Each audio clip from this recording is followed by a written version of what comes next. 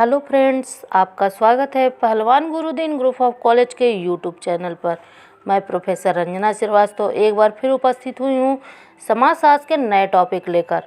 आप इस वीडियो को अंत तक देखिए क्योंकि अंत में एक प्रश्न पूछा जाएगा जिसका जवाब आप कमेंट बॉक्स में ज़रूर दीजिएगा। अगर आपने अब तक इस चैनल को सब्सक्राइब नहीं किया है तो सब्सक्राइब करें और बगल में दिए गए बेल आइकन को ज़रूर प्रेस करें ताकि हमारी सभी नई वीडियोज़ की नोटिफिकेशन आप तक सबसे पहले पहुंच सके। आज का टॉपिक है बीए तृतीय वर्ष द्वितीय प्रश्न पत्र जिसका नाम है सामाजिक अनुसंधान की पद्धतियाँ, यूनिट सेकेंड जिसका नाम है वैज्ञानिक पद्धति। आज हम वैज्ञानिक पद्धति का अर्थ, परिभाषा, विशेषताएं, चरण के बारे में चर्चा करेंगे। वैज्ञानिक पद्धति क्या है? विज्ञान घटनाओं का अध्ययन है। विज्ञान का संबंध पद्धति से होता है, ना कि अध्ययन विषय से। वैज्ञानिक पद्धति का अनुसरण करके ही यथार्थ ज्ञान प्राप्त हो सकता है। एक विद्वान के अनुसार सत्य तक पहुँचने के लिए कोई संक्षिप्त मार्ग नहीं है। इसके लिए हमें वैज्ञानिक पद्धति के महाद्वार से गुजरना पड़ेगा। वैज्ञानिक पद्धति का अर्थ जानने के बाद अब हम वैज्ञानिक पद्धति की परिभाषा, चरण और विशेषताओं के बारे में चर्चा करेंगे। वैज्ञानिक पद्धति की परिभाषा जॉर्ज लुंडबर्ग के शब्दों में, समाज विज्ञानियों में यह विश्वास दृढ़ हो गया है कि उनके सामने जो समस्याएं हैं उनका समाधान सामाजिक घटनाओं के निष्पक्ष और व्यवस्थित अवलोकन, सत्यापन, वर्गीकरण तथा विश्लेषण द्वारा ही संभव है। मोटे तौर पर अध्ययन के इसी उपागम को वैज्ञानिक पद्धति का नाम दिया जाता है। वैज्ञानिक पद्धति के प्रमुख चरण, पहला है विषय का चुनाव। सामाजिक अनुसंधान का पहला कदम या पहला चरण विषय के चुनाव से प्रारंभ होता है। सामाजिक अनुसंधान में जब भी कोई अनुसंधानकर्ता किसी विषय का चुनाव करे तो उसे इन प्रश्नों पर आवश्यक रूप से विचार करना चाहिए। पहला, अनुसंधान कार्य की दृष्टि से विषय का चुनाव व्यवहारिक है अथवा नहीं, अर्थात क्या चुने विषय पर अनुसंधान कार्य किया जा सकता है या नहीं। दूसरा, उपलब्ध विधियों और उपकरणों की सहायता से क्या उपयुक्त विषय पर अध्ययन किया जा सकता है। तीसरा, जिस क्षेत्र का चुनाव किया है क्या उस क्षेत्र का संपूर्ण अध्ययन किया जाता है। अब दूसरे चरण पे आते हैं, अध्ययन के साधनों तथा पद्धतियों का चयन करना। उपकल्पना के निर्माण के पश्चात यह निश्चित किया जाता है कि अध्ययन के लिए किन साधनों तथा पद्धतियों का प्रयोग किया जाएगा। समस्या की प्रकृति पर ही वह निर्भर करता है कि आंकड़ों के संकलन के लिए कौन सी पद्धति अपनाई जाए। सामग्री के संकलन निम्नलिखित पद्धति में किया जाता है। पहला, साक्षात्कार। दूसरा, अनुसूची। तीसरा, प्रश्नावली। चौथा, निरीक्षण। पांचवा, द्वितीयक सामग्री। तीसरा चरण, समंक स्रोतों का अनुमान। अनुसंधानकर्ता को उन स्रोतों का पता लगाना जहां विषय से संबंधित सामग्री उपलब्ध हो। अनुसंधानकर्ता को मात्र स्रोतों का ही पता नहीं लगाना चाहिए बल्कि उसको उन तक पहुंचने के बारे में अनुसंधानकर्ता को स्पष्ट रूप से जानकारी होनी चाहिए। चौथा चरण, पूर्व अध्ययन और पूर्व परीक्षण।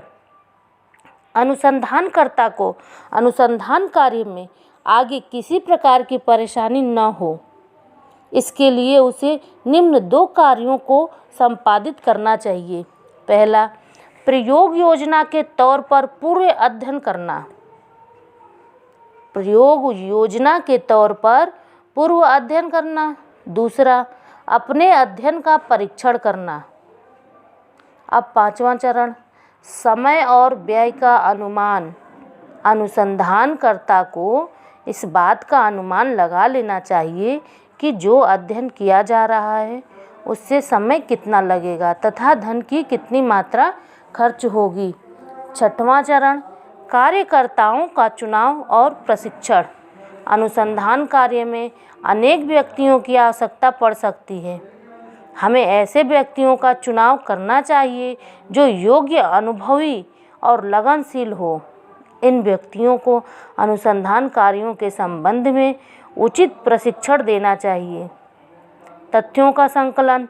अनुसंधान कार्य की यथार्थ शुरुआत तथ्यों के संकलन से प्रारंभ होती है। तथ्यों को संकलित करते समय तटस्थता का होना अनिवार्य है। 8वां चरण, तथ्यों का वर्गीकरण। तथ्यों को संकलित करने के उपरांत अनुसंधान कार्य में उपयोगी बनाने के लिए उन्हें निश्चित क्रमों और श्रेणियों में विभाजित करना आवश्यक हो जाता है। तथ्यों का वर्गीकरण से सरलता का विकास होता है। 9वां चरण, सामान्यीकरण। वर्गीकरण तथ्यों का विश्लेषण किया जाता है। इस विश्लेषण की सहायता से सामान्य नियमों का प्रतिपादन किया जाता है। इससे उपकल्पना की परीक्षा होती है। वह सामाजिक अनुसंधान का अंतिम चरण है। सामान्यीकरण को ही प्रतिवेदन के रूप में प्रस्तुत किया जाता है। वैज्ञानिक पद्धति का अर्थ, परिभाषा और चरण जानने के बाद हम चर्चा करेंगे वैज्ञानिक पद्धति की विशेषताएं कि वैज्ञानिक पद्धति की विशेषताएं कौन कौन सी है। पहला है सामान्यतया। वैज्ञानिक पद्धति विज्ञान की सभी शाखाओं में सामान्य होती है। इस पद्धति के द्वारा विषय से संबंधित सामान्य तथ्यों को ढूंढा जाता है। दूसरा, वस्तुनिष्ठ। इस पद्धति में अध्ययन विषय को ठीक उसी रूप में प्रस्तुत करते हैं। अध्ययन करते समय पूर्व धारणाओं, विचारों, पक्षपात आदि को दूर रखते हैं। इस प्रकार तटस्थ अध्ययन वैज्ञानिक पद्धति का प्रमुख लक्षण है। तीसरा, भविष्यवाणी करने की क्षमता। वैज्ञानिक पद्धति के द्वारा घटनाओं का कार्य कारण संबंधों को जानते हैं। इससे घटना के बारे में भविष्यवाणी करना संभव होता है। यह विज्ञान की महत्वपूर्ण विशेषता है। चौथा, सत्यापनशीलता। वैज्ञानिक पद्धति के द्वारा निष्कर्षों की जांच किसी भी समय किसी के भी द्वारा की जा सकती है। निष्कर्षों की पुनः परीक्षा केवल वैज्ञानिक पद्धति में ही संभव होती है। 5वां, निश्चयात्मकता। वैज्ञानिक पद्धति में संदेह उत्पन्न करने वाले तत्वों को कोई स्थान नहीं मिलता। इसमें सुनिश्चित प्रणालियों के द्वारा अध्ययन होता है। इनका अनुसरण कर कोई भी वैज्ञानिक निष्कर्ष प्राप्त कर सकता है। जैसा कि हमने शुरू में ही कह दिया था कि एक क्वेश्चन पूछा जाएगा। तो दोस्तों, आज का क्वेश्चन है, सामग्री के संकलन में कौन कौन सी पद्धति प्रयोग में किया जाता है। इस क्वेश्चन का आंसर आप कमेंट बॉक्स में ज़रूर दीजिएगा। अगर हमारी वीडियो आपको अच्छी लगी हो तो लाइक और शेयर ज़रूर करिएगा। धन्यवाद दोस्तों, नमस्कार।